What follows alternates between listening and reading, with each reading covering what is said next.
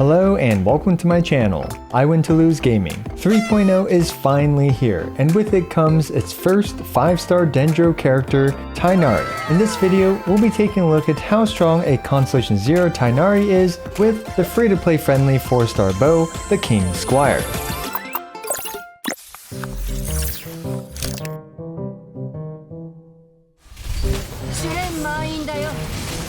If you've been rooting for a major rake-up to the Genshin Impact meta, get ready to leave the old and join the new with 3.0 and Dendro's release. Although this video isn't going to grow into the dirt and soil of how Dendro works, we will be diving into how Tighnari works. I am working on a Dendro guide video as well, and I'll also be uploading a full Tighnari guide video soon after this, so stay tuned for those. For this video, my Tighnari is using the brand new craftable King Squire bow. There are so many viable bow choices for him, but out with the old and in with the new. Tighnari has an elemental mastery focused build with the 4-piece Gilded Dreams, which provides elemental mastery or attack percent based on what elements his party members are. He is using an elemental mastery timepiece, a dendro goblet, and a crit circlet. There are a surprisingly large number of ways to build Tighnari, and this is just one potential build for him. If you're curious about other ways to build him, do check out my full Tighnari guide coming soon. He is of course at Constellation 0 throughout this entire video, and his talents are at 9, 8, and 9.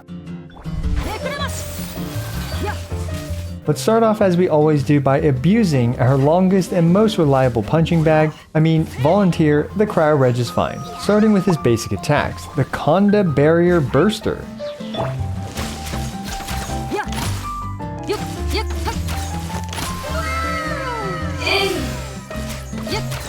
As we can see, just mashing the left click button is not an ideal strategy for Tighnari, as his physical bow shots are doing a tragically low amount of damage to our completely harmless and helpless plant friend. Next we have his charge shots. His level 2 charge shots shoot out 4 additional cluster bloom arrows which home in on a nearby target. The level 2 charge takes a very long time to charge, taking somewhere around 3 to 3.5 seconds to fully charge. Unfortunately, the horrific frame data makes this an unwieldy option for murdering his enemies. Next we have his elemental skill, the Vijnana Phala Mine. I'm so sorry guys if I'm butchering these pronunciations. After hucking one of these exploding green balls, Tighnari gains 3 floaty green balls, with each ball representing a super fast level 2 charge shot. Let's try it out on our Regis Find friend.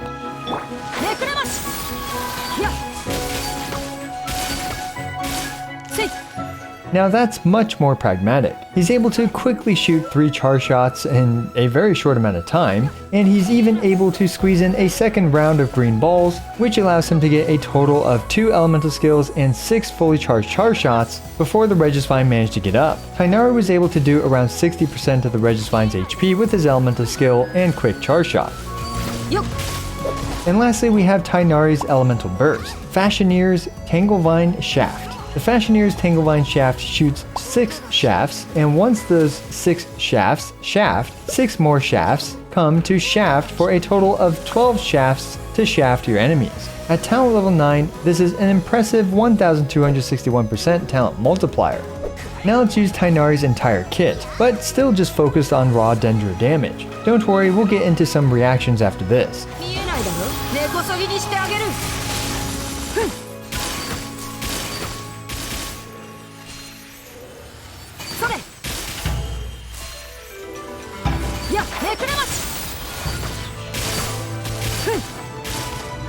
With an EM focus build and no reactions, Tighnari's raw dendro damage still did a very respectable amount of damage to our poor plant friend, but wasn't quite able to take it out. But now let's actually take a look at Quicken. By having Electro on our plant friend, applying dendro will proc Quicken, which then allows spread to occur, which adds flat damage to Tighnari's dendro damage. In this clip, I have 100% crit rate for testing purposes, and we can see that his elemental skill activated Quicken, then there were 3 spreads from each of the main arrows of his charge attacks, and 4 spreads from his follow-up cluster bloom arrows. I'm not quite sure how the ICD works for the cluster bloom arrows, but it's certainly a bit weird. In total, we had 1 Quicken activate and 7 spreads with his elemental skill skill and subsequent 3 fast charge shots. More impressively, Tighnari's damage goes from a measly 2,634 damage per cluster bloom to 14,186 damage on the cluster blooms that spread. I think we're starting to see a very viable build for our largely eared friend. His elemental burst appears to have standard ICD, shafting the Regisvine 12 times and activating spread 4 times in this clip. Keep in mind that these ICD findings and countings are just my day 0 findings, so be sure to check the comments below for any possible errors from either viewers or even myself and my observations of these mechanics. Let's finally glue everything together with Tighnari's full kit and quicken on the enemy.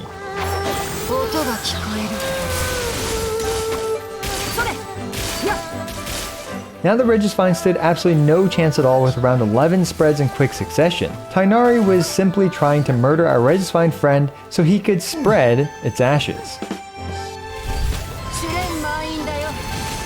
Given that Quicken appears to be a good choice for Tighnari, let's see how a fairly free-to-play achievable Quicken team performs. For this team, I have Kuki Shinobu at Constellation 0 with the Favonius Sword for healing and debuffing the enemy with the 4-piece Deepwood Memories, which shreds 30% dendro resistance. Next, I have Sucrose with the Sacrificial Fragments to provide Viridescent Veneer Shred on Electro, and also for her to share Elemental Mastery to the entire team. And last but not least, I have Fischl with the Windbloom Ode, built as a sub-DPS character. Unfortunately, the King Squire leads to some awkward rotations, as Tighnari is punished for using his elemental skill early like I did here. However, I found that 3 much faster charge attacks to be much more beneficial to Tighnari's overall damage output than 120 elemental mastery is.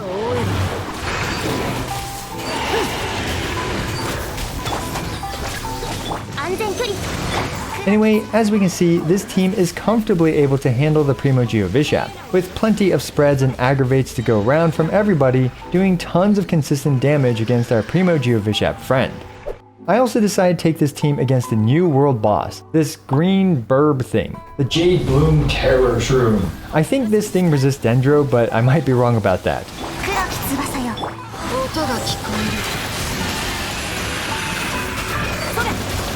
Anyway, as this thing angrily flaps its feathers doing who knows what, it's just eating a constant stream of green stuff and purple stuff from this team. Then it decides to take a nap on the ground for some reason, which allowed for free reign of dishing out plenty of quicken damage to our new mushroom bird friend thing. Unsurprisingly, this team was comfortably able to destroy this new world boss.